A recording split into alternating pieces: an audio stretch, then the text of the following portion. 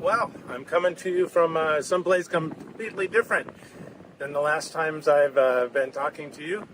I'm down here in Galveston, Texas. Actually, it's Jamaica Beach, Texas, and if you look kind of out there, you can see a blue canopy blowing in the wind.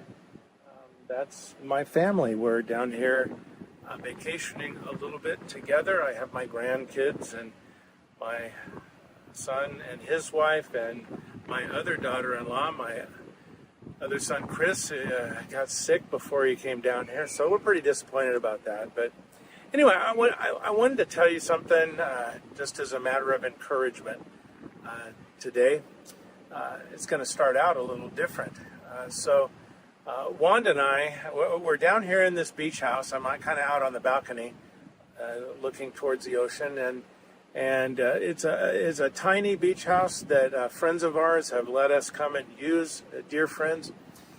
And there's 2 bedrooms and a kind of a small kitchen dining room area, and so each one of my kids have a bedroom, and then the grandkids all sleep on the floor. And so Wanda and I rented a travel trailer to come down here in, and it wasn't a whole lot of money, but it gives us a place to stay, and it's got an air conditioner in it, and it's really pretty nice. I was going to take it camera and show it to you, but you know what it is.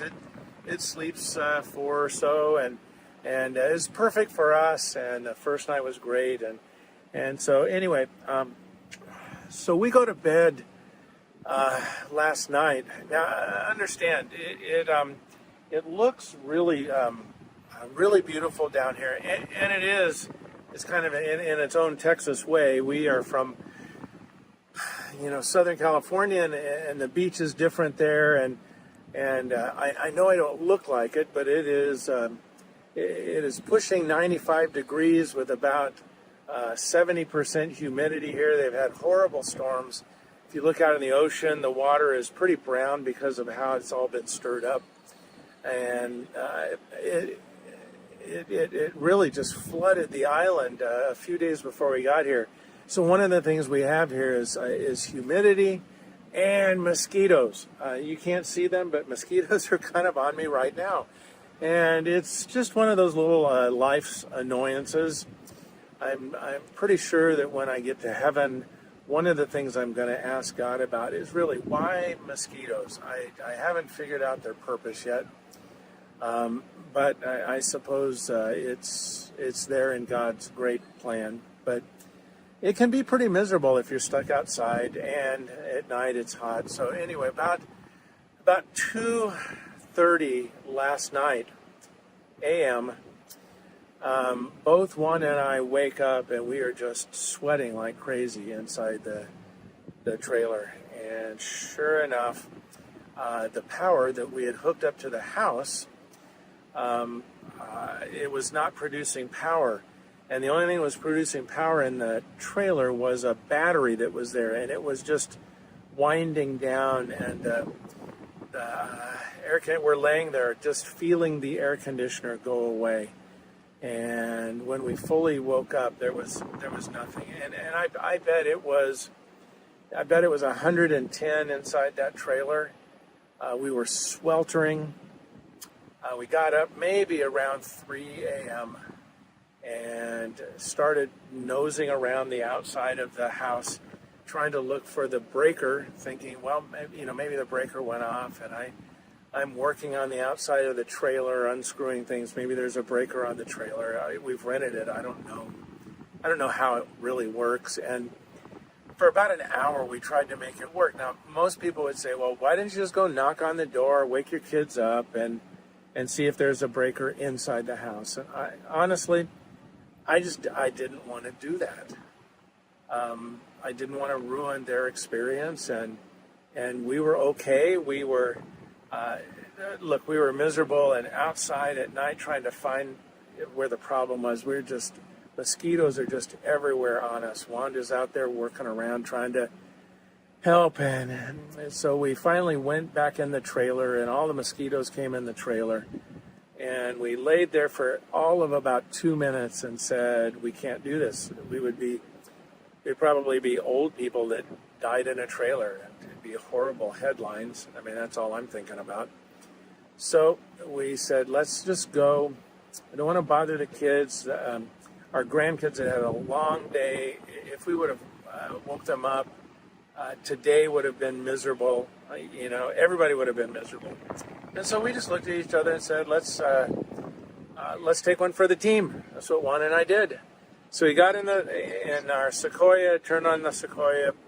The air conditioner felt like the greatest thing in the world. I don't know how people lived years ago without air conditioning in this part of the world, or any part of the world for that matter. I know you adjust to it, but who would want to adjust to this? It's ridiculous. Anyway, we got in there, and she laid her seat back and kind of fell asleep, and I dozed off, and I knew we couldn't run it for 5 hours sitting there. So we decided to go for a drive last night in the middle of the night. So about 3:45, we just started taking off driving, and we drove for probably 2 hours, from maybe 4 o'clock till 6 a.m. in the morning. We saw the sunrise. We drove all up and down the island, all the way down to the very south tip of the island. I've never seen it. It's a beautiful drive, made more beautiful by air conditioning.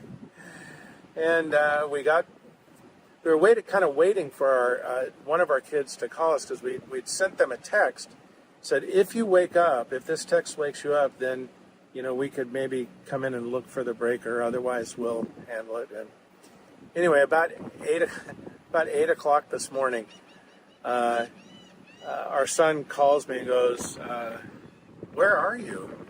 I go, I don't know, we're somewhere way down on the island. And he goes, well, I saw you had a problem, so I've been out here working, and we found a hidden breaker panel inside the house.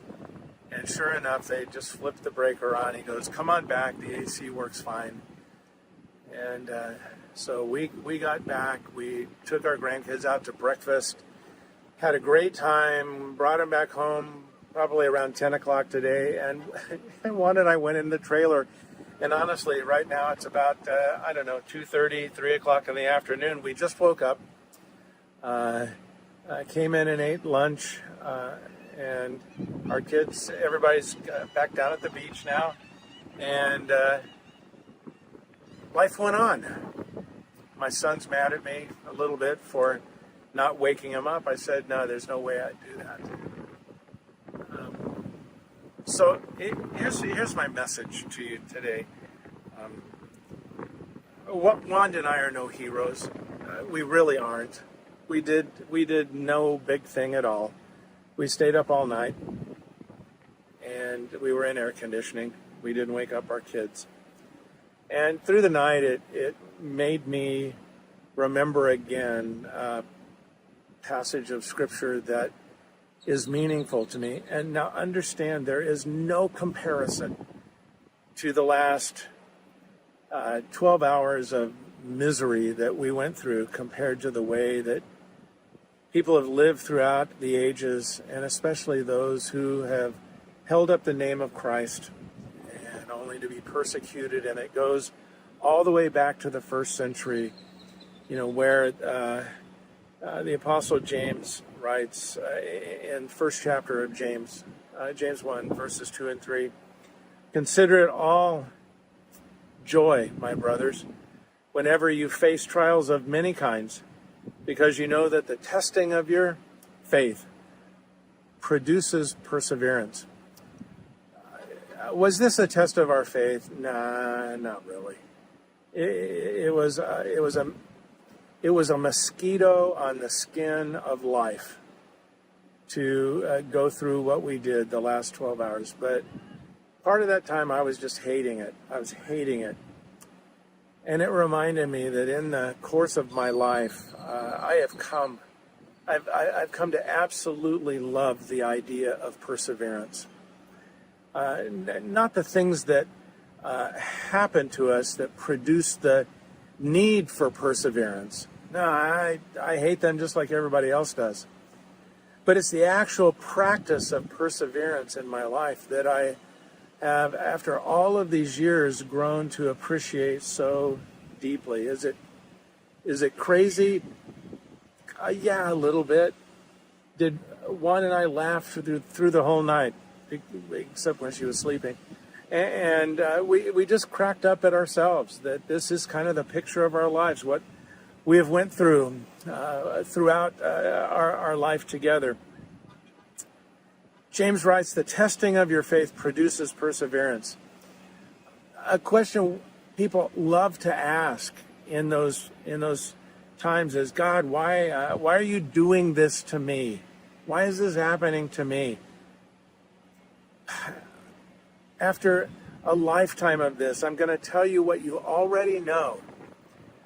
Trials happen. Bad happens. Life happens.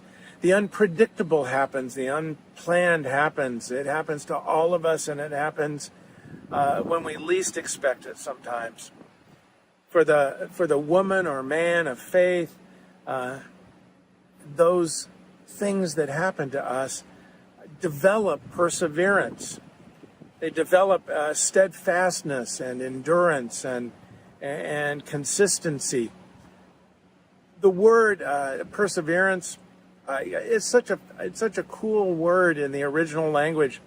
It's a combination of two words. The first one is hupo, which means under.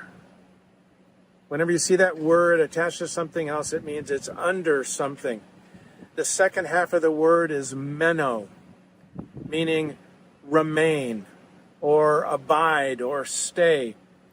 Perseverance, the word itself, it means to remain under the struggle. Remain under it. Don't run away from it. This is the ultimate good news, bad news for us when trials happen. When struggle comes of whatever kind, when the mess gets messier,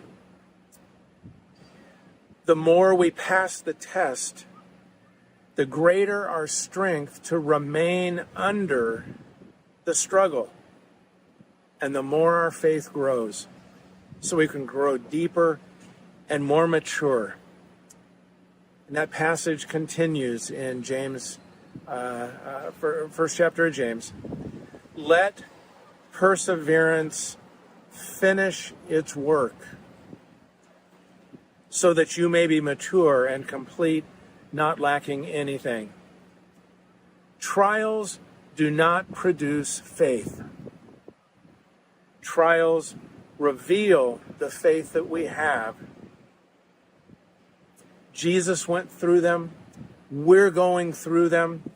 The reality of life affirms our humanity and our shared struggle. This passage can make huge sense, or it can be a source of incredible hurt and confusion. Here's how I get through it. And this is what made me think of this last night in my aloneness driving up and down the island. Here's my life. Here's what I want your life to be.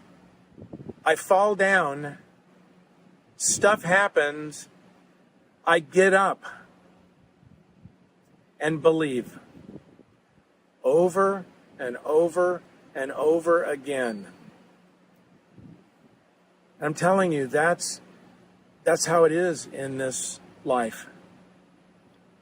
Becoming a Christian, becoming a follower of Jesus didn't make it all go away. It never does.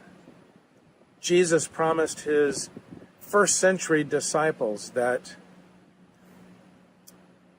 they would have struggles in their faith. In this world, those things happen. This life of faith, it's a battle full of weakness and brokenness.